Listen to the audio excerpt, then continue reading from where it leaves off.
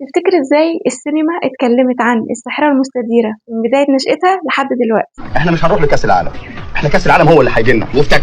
مساء الخير، أنا مي وهحكي النهاردة عن تاريخ الكورة في السينما المصرية.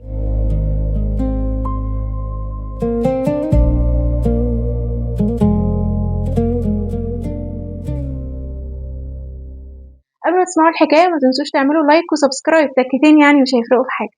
بما إننا بنعيش الأيام الاستثنائية دي ولحسن حظنا إننا الجيل اللي حضر أول فوز تاريخي لمنتخب مصر لكرة القدم في كأس العالم من خلال ماتش نيوزيلندا ولحد تأهله لدور ال16 بعد ماتش استراليا، فمن أجل الحدث نادر الحدوث ده هنحكي عن الكورة، الرياضة الأكثر شعبية على كوكب الأرض، الحدث اللي بيجمع الشعوب وبينسي الهموم في 90 دقيقة.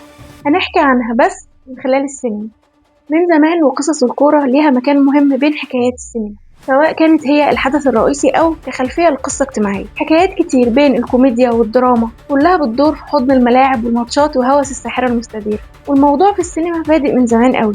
لكن قبل ما احكي عن بدايات الحديث عن الكورة في السينما هتكلم عن اشهر لاعب كورة مصري مثل في السينما، المايسترو صالح سليم. على مستوى الكورة لا يخفى عن احد انه صالح سليم كان اسطورة كرة القدم ورئيس تاريخي للنادي الاهلي، وعلى مستوى السينما قدم لنا 3 افلام بس طوال مسيرته، ورغم انه اسطورة كروية الا انه ولا مرة في ال3 افلام مثل دور لاعب كورة. سنة 1961 كان اول ظهور ليه على شاشة السينما من خلال فيلم السبع بنات، وكان ظهور بسيط قدم فيه دور نبيل اللي كان بطل في رياضة الشيش. وتاني ظهور ليه كان بطولة فيلم الشموع السوداء واللي صدر سنة 1962 واللي قدم فيه دور أحمد الأديب الكفيف المعقد.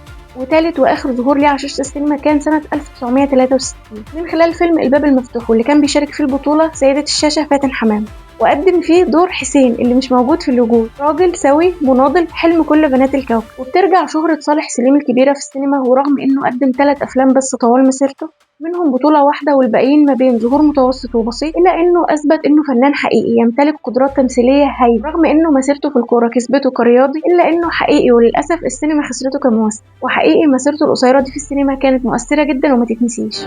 الواحد بيخاف من شخص تاني ليه؟ إما إن الشخص ده مؤذي أو خايف يحبه. لو تعرفي إيه اللي بيجرى كل ما بتحاولي تخليني أثق في نفسي. إيه اللي بيجرى؟ اللي بيجرى إني بثق فيكي أنت أكتر. أما عن حكايات الكرة نفسها أو الحكايات اللي كانت بتدور في أجواء كروية، فالموضوع بدأ من زمان جدا، من سنة 1937. فيلم شالوم الرياضي كان أول فيلم في السينما بتدور أحداثه في أجواء كروية، واللي كان من بطولة ليون أنجل أو شالوم، أول ممثل في السينما المصرية تتسمى أفلامه باسمه قبل إسماعيل ياسين وليلى مراد. وشالوم الرياضي هو واحد من سلسلة أفلام مسماه باسمه، بتدور قصته عن شالوم بائع الفول، واللي مع تطور الأحداث بيتحول من بائع فول للاعب كرة قدم. حط ايديكم ايوه. بعد شالوم الرياضي كان في تجربة تانية في نفس الأجواء برضه، وهي فيلم كابتن مصر، بس مش كابتن مصر بتاع محمد إمام، لسه بدري قوي، لأن كابتن مصر اللي بنتكلم عليه كان فيلم صدر سنة 1955 من بطولة إسماعيل ياسين ومحمد الكحلاوي، وبتدور أحداث الفيلم عن شاب بيحب الكورة لكن أهله رافضين احترافه ليها وعايزينه يتعلم صنعة.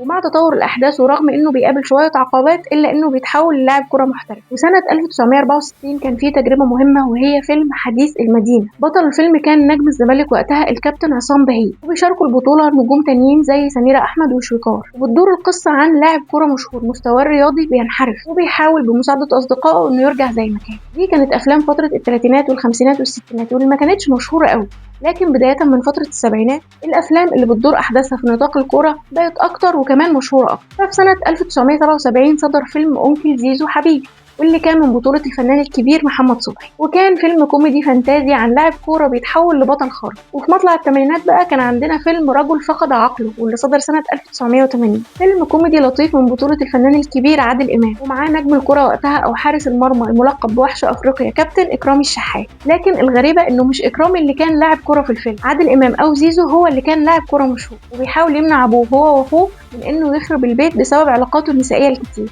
نركب حديد والأهل حديد، نركب حديد والأهل حديد، نركب حديد والأهل حديد، نركب حديد والأهل حديد. أما بقى سنة 81 صدر واحد من ألطف الأفلام الكروية الكوميدية في السينما، وهو فيلم 4-2-4، الفيلم المظلوم اللي بيلقب بأنه فيلم مقاولات، رغم أنه بيحتوي على كوميديا عظيمة. يكفي أن الفيلم ده بيحتوي على الجملة اللي اتقالت وقتها على سبيل الفانتازي اللي عمرك ما كنت تتخيل أنها تحصل على أرض الواقع. ايوه ابعت جواب بقى للبرازيل والارجنتين الارجنتين وقول لهم ان احنا جاهزين. الفيلم كان من بطولة الكوميديان العظيم سمير غانم ومجموعة كبيرة من النجوم يونس شلبي ولبلبة ووحيد سيف، واللي كان بيناقش فكرة تأسيس نادي بطريقة كوميدية وساخرة. فيلم يا رب ولد واللي صدر سنة 1984 وكان تاني ظهور لإكرامي في السينما، وقدم شخصية لاعب كورة خطيب هدى بنت الحاج الأسيوطي. كابتن حسام البدري. الله يبارك. مالهم الاهلاويه بقى؟ لا ولا حاجه، اصل احنا بقى زملكاويه وبصراحه ما بنحبش الاهلاويه عندنا هنا. حد عنده مانع؟ انا بشجع الترمايه وما بحبش الاهلاويه. هو مالك هو يا جدع. ومش الفيلمين دول بس، لأن إكرامي شارك في السينما ب4 أفلام، فغير فيلم يا رب ولد ورجل فقد عقله كان في تجربتين كمان. احنا بتوع الإسعاف واللي صدر سنة 1984، مرسي فوق ومرسي تحت واللي صدر سنة 1981. فيلم الحريف فيلم درامي صدر سنة 1983 واللي كان من بطولة النجم الكبير عادل إمام، واللي كانت تاني مرة يظهر فيها بدور لاعب كرة أو شغوف بالكورة، فارس اللي بيطرد من الشغل بسبب عشقه للكورة. الفيلم كان ترتيبه رقم 91 في قائمة أفضل 100 فيلم عربي. وطبعا ما نقدرش ننسى شحاتة أبو كف النجم الكبير نور الشريف في فيلم غريب في بيتي اللي صدر سنة 1982 وكانت بتشاركه البطولة السندريلا سعاد حسني. شحاتة لاعب الكرة الحريف اللي جاي من الأرياف وبينبهر بأجواء المدينة واختراع الفيديو، وكان على وشك الضياع وتدمير مستقبله الكروي كله. يا مدام انا كنت فاكر البيض واللبن تبع الشقه، تبع العفش يعني. يا سلام، قد كده انتهبل بقى. فيلم الدرجة الثالثة واللي صدر سنة 1988 من بطولة الفنان الكبير أحمد زكي وسعاد حسني. الفيلم بتدور أحداثه في أجواء كروية، لكن مش عن المشاهير واللاعبين، ولكن عن مشجعين الدرجة الثالثة وإحساسهم بالتمييز ضد مشجعي المقصورة الرئيسية. الفيلم مش مشهور قوي لكنه فيلم مهم وبيناقش قضايا مهمة. سنة 1997 وفي فيلم إسماعيلية رايح جاي قدم النجم خالد النبوي دور عبد العزيز أو زيزو، أخو البطل اللي كان موهوب وشغوف جدا بالكورة ونفسه يحترف، لكن للأسف سنه بيمنعه وما بيقدرش إنه يحقق حلمه.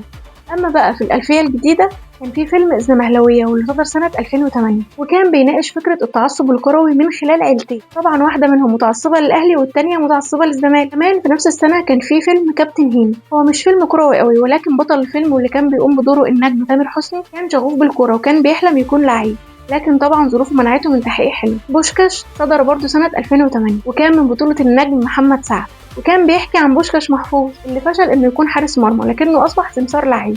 بنخرج من سنة 2008 المليئة بالأفلام الكروية دي كلها وبنروح لسنة 2009 واللي صدر فيها فيلم العالمي واللي كان من بطولة النجم يوسف الشريف، اللي كان بيحكي عن قصة مالك اللي بعد ما كان بيلعب في نادي محلي صغير بيقدر انه يحترف في نادي عالمي كبير وبيقود المنتخب لتصفيات كأس العالم. وبعد تجربة فيلم كابتن مصر اللي صدر في الخمسينات سنة 2015 صدر فيلم تاني بنفس الاسم فيلم كابتن مصر واللي كان من بطولة النجم محمد إمام، بيحكي عن كمال اللي لسه بيبتدي مشواره كلاعب كورة مشهور لكنه للأسف بيحصل حادث بيدخل بسببه السجن وشغفه بالكورة بيخليه يكون فريق كورة في السجن. فيلم المطاريد واللي صدر سنة 2023 واللي قام ببطولته النجم أحمد حاتم واللي بيحكي عن عودة صلاح من أمريكا عشان يستلم ميراث والده، بس الميراث ده عبارة عن نادي رياضي والده كان أسسه زمان. خلال الأحداث بيضطر إنه يأسس فرقة كورة، وبيقال إن الفيلم ده ربما يكون استكمال لرائعة فيلم 4-2-4 أو الجزء الثاني منه، دليل إن والده كان بيقوم بدوره في الفيلم النجم الكبير يونس شلبي واللي ظهر في الفيلم من خلال صور. وآخر التجارب السينمائية في عالم الكورة كان سنة 2024 فيلم الحريفة المكون من جزئين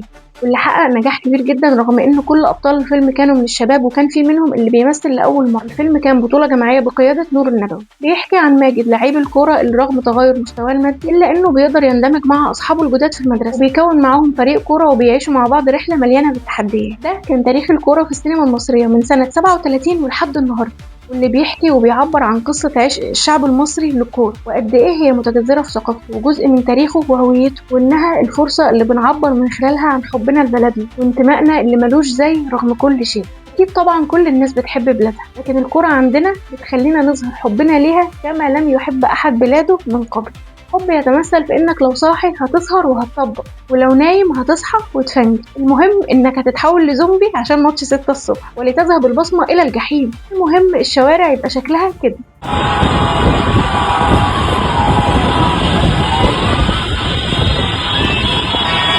ومن أجل كل ده بيظل السؤال إياه بيطاردنا، هل فعلا ممكن تتحقق نبوءة بوشكاش محفوظ ونقدر نجيب كأس العالم في تاكس أو هو اللي يجيلنا بنفسه يعني؟